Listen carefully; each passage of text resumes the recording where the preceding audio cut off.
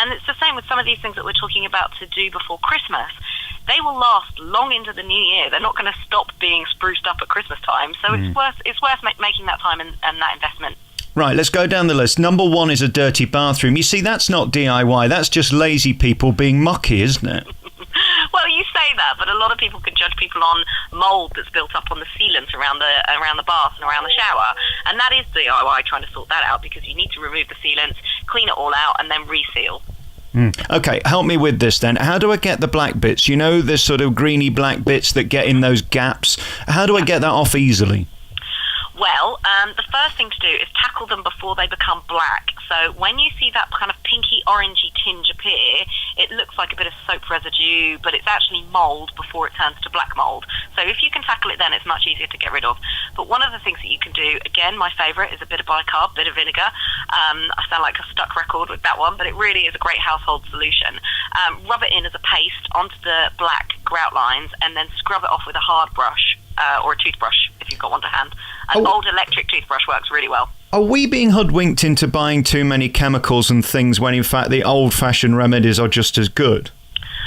I think there's certain chemicals that are useful, but, you know, something like drain cleaner, like you said with your lamb, when you were cooking your lamb dinner last night, you're going to spend £6 or £7 on some drain unblocker and, pour it down the sink? Kind of seems a bit of a waste of money to me. Number 2 on my top 10 list is a badly maintained front garden. I always say to ladies, you must trim your bush when the relatives are coming round, don't you think?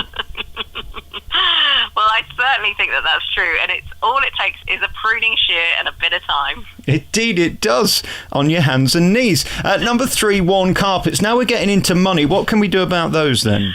So worn carpets, you know, a lot of people think that their carpets need to be replaced, but actually if you just hire a carpet steam cleaner from one of your local hardware stores or a local tool hire station, you can bring your carpets up really, really well.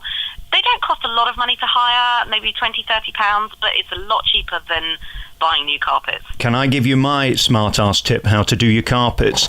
You know that vanish stuff that they sell that you put in your washing machine when you've got a grubby mark on your clothes? Put a bit of that in your sink, a cloth on your hands and knees, scrub away, comes up beautiful. Telling you. Yeah, and all that is a bit of time. And I mean, you do end up having to go for a full-body massage because, of course, every muscle in your body aches afterwards, but it's worth it. But what an excuse to have a massage, eh? Indeed. Well, any human contact would be nice for me, to be perfectly honest with you. Peeling wallpaper. Now, are we just talking sort of sellotape over that? How we sorting that one out? Well, you could strategically place a Christmas banner or some bunting over that, couldn't you? But actually, that's also a really Sorry, easy thing. I'm going to have to interrupt you, Joe. That's very common, what you just said. We don't do banners and bunting in my house. Good Lord. Well, at Christmas time, a lot of people like those maybe more tacky decorations. Oh dear, you're inferring these are people in the north, aren't you? Of course not. Cracks in the walls. Now we're getting into big jobs, aren't we?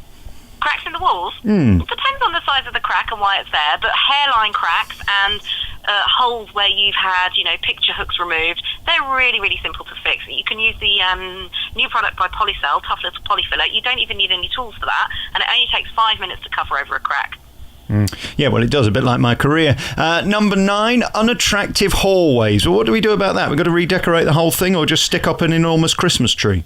I think maybe stick up an enormous Christmas tree, but things unattractive hallways can come down to them being full of muddy, welly boots at this time of year, lots of big bulky jackets, so maybe just hide those things away in a bedroom while you've got guests coming round. Isn't most of this about clutter as well? You just got to declutter. I walk in people's houses and I'm amazed at the piles. I mean, do you have piles in your house? Oh, unfortunately, I do have piles and piles of clutter in my house, and I try my best to keep on top of it, but it's not always easy. We live in a world where we have a lot of stuff, don't we?